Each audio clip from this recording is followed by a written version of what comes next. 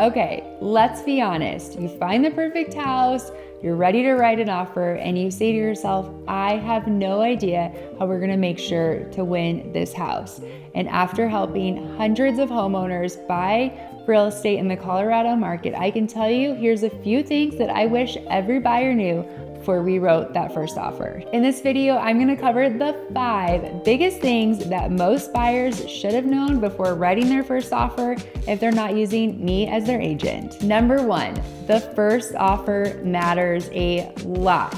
It's kind of like a first impression on a first date. So as you think to put your first offer forward, you really want to think about pricing, strategy, how you're going to present it, because all of those things matter, especially if it's in a competitive situation or if it's a home that's priced well, staged well, and probably will go pretty quickly. When you come in and you submit that offer, that seller and agent is going to judge you right as you submit. Let's make sure that we come up with the right strategy to make sure your offer stands out. Number 2, pricing isn't everything. I get asked so many times, what are we gonna do about price? But what I can tell you is that there are so many other terms of the offer that are way more important, and oftentimes it's not actually what wins you the deal. So when you're ready to make an offer, let's think about price, but more importantly, let's think about the contract, dates, and deadlines in that section, because those are what really matters to the seller. How fast you can get through inspection, how fast you can order an appraisal,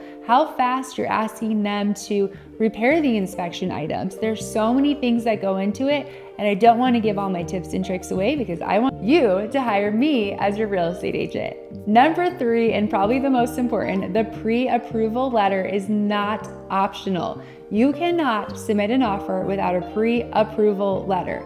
And I'm sorry, the pre-qual letters are not a thing. You want to make sure that you're fully pre-approved with a lender, and that lender picks up the phone and calls the listing agent when your agent submits the offer, because it guarantees that you are well ready to go, you're financed, you're underwritten, and you're well qualified to purchase the home, because that takes a lot of the questions out of it when you're submitting the offer. Number 4, my favorite topic, inspections are for safety, not for leverage. I have so many people go in writing an offer, say, well, I'll get them later in the inspection because they didn't agree to my price.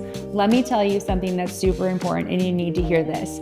Inspections are for health and safety items. So when you go around the house, unless it's new construction, that's a whole nother ballgame.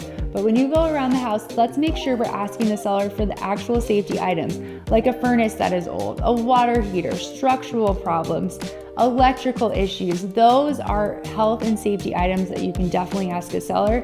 But if you come in and you start asking for them to, fix scratches on the floor, do paint touch-ups, all of those things, those are cosmetic. Save those for the beautiful upgrades that you get to pick when you purchase the home. Number 5, do not let the emotion control the offer or the solution. And what I mean by that, real estate is a financial purchase.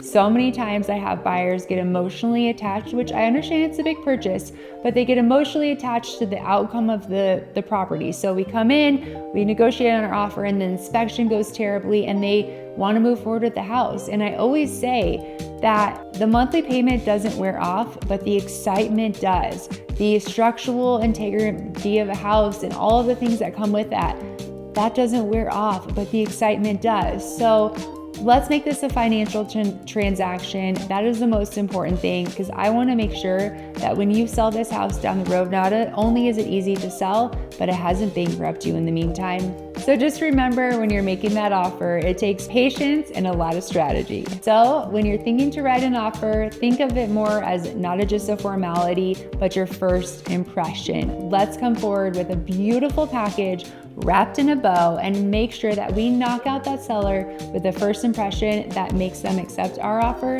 the first time. If you're a buyer in the Colorado real estate market, I want to make sure I can help you. So many times I see buyers come into the market and get super frustrated because they lose time and time again after spending all that time touring the amazing houses.